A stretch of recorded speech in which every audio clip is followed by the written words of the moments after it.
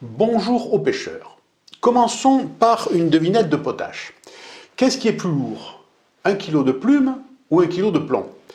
Ça nous permettait en cours de récréation de nous moquer de ceux qui nous disaient que le kilo de plomb était plus lourd. Mais avait-il vraiment tort? Nous y reviendrons. Je fais cette vidéo suite à la vidéo précédente intitulée Erabuna, pêche chinoise, qui a trouvé plus de public que je n'en espérais. Je vous en remercie. Dans cette précédente vidéo, j'expliquais que l'intérêt des très longues antennes dans la pêche à la patte était de suivre la dissolution de celle-ci, puisque c'était la patte qui équilibrait l'antenne. Et puis, la petitesse des boules de pâte utilisées par les Asiatiques, au contraire de ce qui est pratiqué ici, m'a fait réfléchir. Surtout que leurs antennes sont encore beaucoup plus longues, parfois, que les nôtres. J'ai donc cherché à en savoir davantage sur l'équilibrage de leurs flotteurs. Lorsque vous voyez un flotteur qui porte l'inscription 3 grammes, vous savez qu'il faut 3 grammes sur la ligne pour l'équilibrer correctement. Mais 3 grammes de quoi? À l'évidence, 3 grammes de plomb. Pas d'autre chose. Ça semble évident, mais interrogeons cette évidence. Si vous avez déjà pris l'apéro, vous allez me comprendre. Prenez une seringue dans laquelle vous aspirez 3 centilitres d'eau. Injectez cette eau dans un bac à glaçons dans lequel vous avez mis un hameçon avec un morceau de fil qui dépasse et congelez le tout. Lorsque c'est congelé, retirez ce bas de ligne avec les 3 cm3 de glaçons et attachez-le à la ligne qui porte le flotteur de 3 grammes. Est-ce que ce flotteur va se mettre en position? Bien sûr que non. Les 3 grammes de glace obéissent à Newton, Isaac Newton, et tirent vers le bas, mais les 3 centilitres de glace, eux, ils obéissent au vieux père Archimède, qui les pousse vers le haut à raison du poids des 3 cm3 d'eau déplacée, c'est-à-dire 3 grammes. Donc, match nul entre Newton et Archimède. Le glaçon, ça ne coule pas. Et je reviens à ma boutade du début. Si vous jetez 1 kg de plomb à l'eau, il coule. Si vous jetez 1 kg de plumes attachées ensemble, elles flottent. Ceux d'entre vous qui montent à la fois des mouches sèches et des nymphes ne se trompent jamais de matériaux. 1 cm3 de plomb pèse environ 11,35 grammes. Une fois dans l'eau, il reçoit une poussée d'Archimède de 1 gramme, il reste donc 10,35 grammes. Newton gagne haut la main. Le plomb coule. Si le flotteur mentionne 3 grammes, c'est qu'il lui faut environ 2,7 g, 2,8 g pour l'équilibrer. La petite différence, avec 3 grammes, compense la poussée d'Archimède qui, dans le cas du plomb, est plutôt négligeable.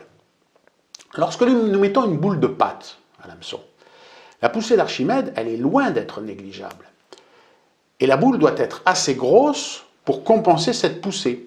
J'ai fait l'expérience avec une pâte réalisée avec de la farine et de blé et de l'eau. Cette pâte est sans doute plus dense que la pâte d'échage utilisée pour la pêche. Parce que la farine, il n'y a pas d'air au milieu, quoi. La boule assez grosse que vous voyez, que je vous montre, pèse 37 grammes. Mais dans l'eau, elle ne pèse plus que 10 grammes. Parce que le centimètre cube de pâte pèse 1,4 g, comme il reçoit 1 gramme de poussée d'Archimède, il lui reste donc 0,4 g pour enfoncer le flotteur. C'est la raison pour laquelle les pêcheurs à la patte de chez nous utilisent des boules de pâte assez grosses. D'autant, je le répète, qu'il leur reste sans doute même pas 0,4 g, mais vraisemblablement plutôt 0,2. Accessoirement, une grosse boule de pâte, ça permet d'amorcer. Les Asiatiques, notamment les Coréens, pêchent non pas dans des carpodromes, mais carrément dans des bassins de pisciculture. Les exploitants de ces établissements tirent leurs revenus pour une part de la vente du poisson pour la consommation humaine, et d'autre part de la mise à disposition des équipements qu'ils mettent à leur disposition, qu'ils ont installés au bord de l'eau, et qui consistent en des coursives abritées, parfois même flanquées de chambrettes avec table, lit, frigo, téléviseur. La pêche s'y pratique aussi de nuit, d'où l'existence de flotteurs lumineux à antenne très longue. Nul n'est besoin de donner à ces poissons, qui sont déjà abondamment nourris, de l'amorce. Il faut plutôt chercher les appâts les plus odorants et les plus attractifs, mais en petite quantité. D'où les multiples recettes de pâtes en farine et d'additifs miracles qu'on trouve dans le commerce. Les pêcheurs asiatiques utilisent une ou deux petites boules de la taille d'un pois chiche, avec des flotteurs à antenne démesurée. Donc il est impossible que cette pâte fasse rentrer une telle antenne.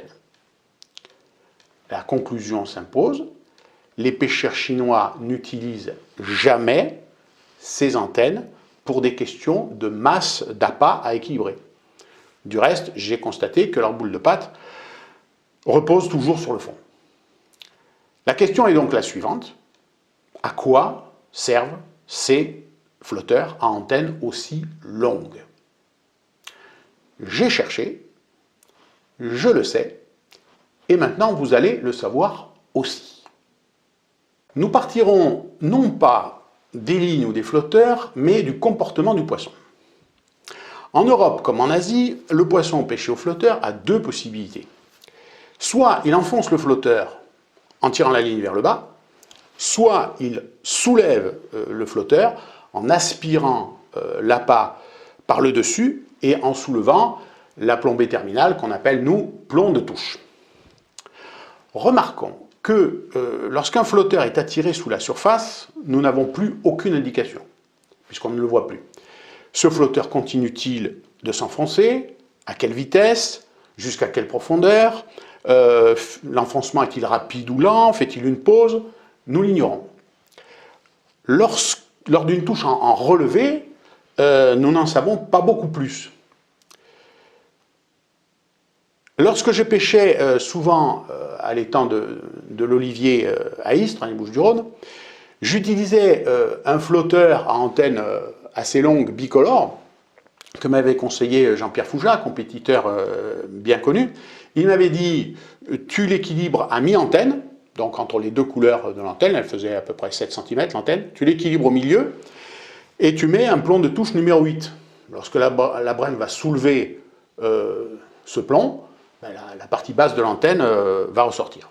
Ça fonctionne très bien, mais c'est assez sommaire, parce qu'on ne voit la touche en relevé que sur 3 cm. Les Asiatiques ont affiné la technique du flotteur en cherchant à suivre la progression de la touche, et notamment de la touche en relevé. Grâce à cette très longue antenne, ils repèrent le début de l'aspiration par le poisson, puis son éloignement progressif du fond, plus ou moins ample, plus ou moins rapide. Ils peuvent repérer des aspirations suivies de recrachements, eux-mêmes suivis de pauses, qui précèdent une nouvelle prise de l'appât, etc., etc. Ces longues antennes leur servent à retranscrire finement ce qui se passe au fond. Cela suppose d'utiliser des lignes différentes selon le type de touche attendue. S'il sait qu'il y aura surtout des touches à enfoncement, le chinois utilisera une plombée massive, le plus souvent coulissante, juste au-dessus de l'émerillon qui reçoit le bas de ligne. Ce bas de ligne, souvent double, mesurera de 20 à 30 cm. Pour le confectionner, une méthode consiste à prendre 60 cm de fil, à nouer un hameçon à chaque bout, puis à plier le fil pas tout à fait au milieu, et à attacher cette boucle à l'émerillon. De cette façon, les deux hameçons vont se trouver juste au-dessus l'un de l'autre. L'antenne du flotteur ne fait alors pas partie des plus longues, même si ça reste toujours plus long que ce que nous avons ici. Le flotteur, du reste, n'est pas forcément équilibré en haut de l'antenne, puisqu'on attend qu'il descende, et ce qui est le cas pour les pêches en relevé, mais plutôt vers le milieu. De cette façon, la touche à enfoncement peut être suivie plus facilement. On voit mieux si elle est rapide ou lente, ou si elle fait une pause.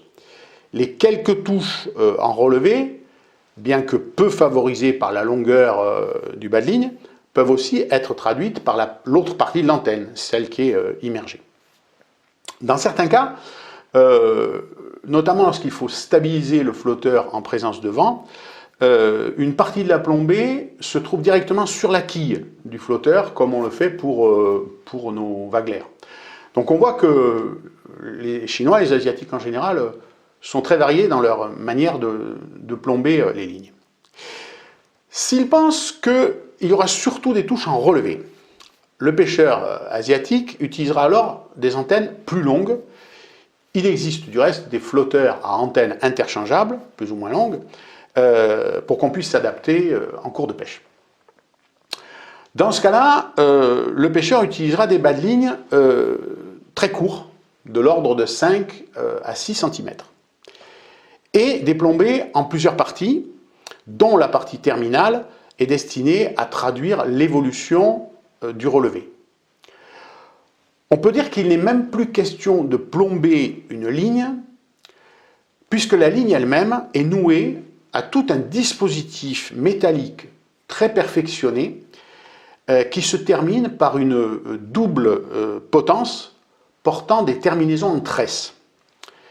Cette quincaillerie nous ferait sourire quand on songe à notre obsession de la discrétion.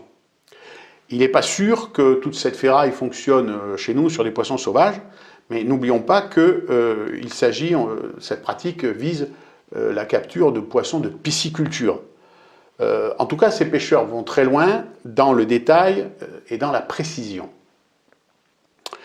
Mais il est évident que ces flotteurs d'aimants, et j'en ai vu qui mesurent 1 mètre pour 50 cm d'antenne, ces systèmes ne trouvent d'utilité qu'avec des lestages micrométriques de la nature de ceux qui sont utilisés. Alors, je vous propose de regarder ensemble quelques images de ces matériels. J'ai identifié une marque coréenne qui semble leader dans le domaine, c'est la marque Nano. Je vous mettrai en description le lien vers leur société. Vous voyez ici le haut du dispositif. Dans le cercle se trouve l'émerillon où est nouée la ligne. Cet émerillon possède un système de blocage rotatif qui tient la tige en inox qui supporte la plombée. À côté, nous voyons la plombée principale, marquée 110 pour 1,10 g. Elle est enfilée sur la tige et vissée à sa base. Au-dessus se trouvent des petites rondelles d'ajustage fin de la masse du lest. Dessous est vissée une seconde tige en inox, elle-même lestée. Sur cette image, nous voyons dans le cercle le bas de la deuxième tige en inox et à côté le lest inférieur, constitué d'une chaînette. Cette chaînette, dont on peut choisir la longueur, est très proche du fond. L'idée est qu'en la soulevant maillon par maillon, le poisson va pouvoir soulager la ligne de façon très progressive, ce qui fera ressortir l'antenne avec la même progressivité. La boule noire qui est enfilée dessus est un lest terminal coulissant, comme on le voit à droite. Lorsque le poisson soulève la chaînette, celle-ci glisse à l'intérieur de ce lest qui n'est lui-même porté par le poisson que lorsque la chaînette est soulevée en entier. On voit que la chaînette peut être vissée directement à la tige en inox qui porte la masse principale. En effet, tout cela est modulable au gré du pêcheur. On voit ici une collection de ces masses pouvant être enfilées tant sur la chaînette que sur cette partie de la tige d'inox. On nous montre ici que plusieurs masses additionnelles peuvent s'enfiler autour de la chaînette. Les lestes principaux peints en noir vont ici de 1,10 g à 2 g et on peut leur adjoindre des rondelles calibrées maintenues en place par un joint. Voici ces dispositifs en photo. On remarque que les longueurs de tige sont variées. Ici, on voit en gros plan la partie terminale de la chaînette, celle qui va recevoir les bas de ligne. Et voilà qui est particulièrement intéressant. Cette tige métallique est reliée à la chaînette par un système vissé articulé en son milieu. À chaque extrémité de cette potence vient s'attacher une petite tresse portant un hameçon. Imaginons qu'un poisson soulève, comme ici, un hameçon. Le côté opposé de la potence vient s'appuyer au sol, ce qui a pour effet de soulager la chaînette et de relever le flotteur. On est dans un niveau de détail franchement assez incroyable. On voit ici cette partie terminale du dispositif entre les doigts du pêcheur. On remarque le court bas de ligne et l'hameçon juste à côté de son auriculaire droit. Nous voici un plan plus large où l'on distingue tout le système de lestage et d'échage. Et cette fois-ci avec les boulettes de patte. On remarque la très faible longueur des bas de ligne. Les appâts reposent sur le fond et la double potence n'en est distante que d'1 ou 2 cm. Ici, c'est un autre montage, mais du même type. En bas à droite, vous voyez la fin de la ligne attachée à la tige d'inox et une perle de protection du nœud. À l'autre bout de la tige inox sont enroulées des feuilles de lest en cuivre. Puis la tige est raccordée à une autre tige sur laquelle coulisse un lest terminal en plomb. À l'autre extrémité de cette seconde tige sont attachés 2 brins de tresse portant les hameçons. Ce poisson-chat n'a pas résisté à l'odeur de la pâte et il a pris les 2 hameçons. Voilà, je pense vous avoir donné pas mal d'éléments sur l'équilibrage de la pêche du flotteur Rabuna chinoise et avoir démontré que le souci des Asiatiques n'est pas d'équilibrer avec la patte, mais bien de lire la touche avec un maximum de précision. Du reste, une preuve par l'inverse nous est donnée par de très bons pêcheurs français. Je vous mets en description le lien vers une vidéo de Sébastien Rousseau dans laquelle il pêche à la patte avec un flotteur standard. Donc une antenne pas très longue. Reste à savoir si nous pouvons tirer parti de ces flotteurs à très grandes antennes sans les systèmes nano qui sont introuvables chez nous. Je pense que oui, et je vous propose une solution. D'abord, il faut chercher par tâtonnement à déterminer la portance du flotteur lorsqu'il est équilibré en bas de l'antenne, juste au-dessus du corps. Puis on ajoute du plomb pour obtenir un équilibrage au sommet de l'antenne en laissant dépasser seulement le dernier segment. On relève ces deux valeurs. Prenons l'hypothèse qu'elles sont respectivement de 2 et 3 grammes. On installe une olivette de 2 grammes, puis on pince 10 plombs de 0,1 g chacun, étalés à partir du bas à 6 cm de l'hameçon, et puis tous les 2 cm environ. En fait, ça revient à mettre 10 plombs de touche. Le soulèvement de chacun de ces petits plombs provoquera un soulèvement équivalent d'une fraction, d'un dixième de la partie de l'antenne. Bien sûr, il faudra prendre garde aux emmêlages avec ce genre de montage. Voilà, je vous livre cette piste. Si vous êtes déjà pêcheur à la patte et à la longue antenne, eh bien, vous pouvez si vous l'essayez, vous pouvez me dire, ça m'intéresserait, de voir ce que vous en avez pensé. Voilà, j'en ai à présent terminé avec cette question de l'équilibrage des flotteurs chinois. J'espère que cela pourra servir à quelques-uns et je vous dis à une prochaine fois.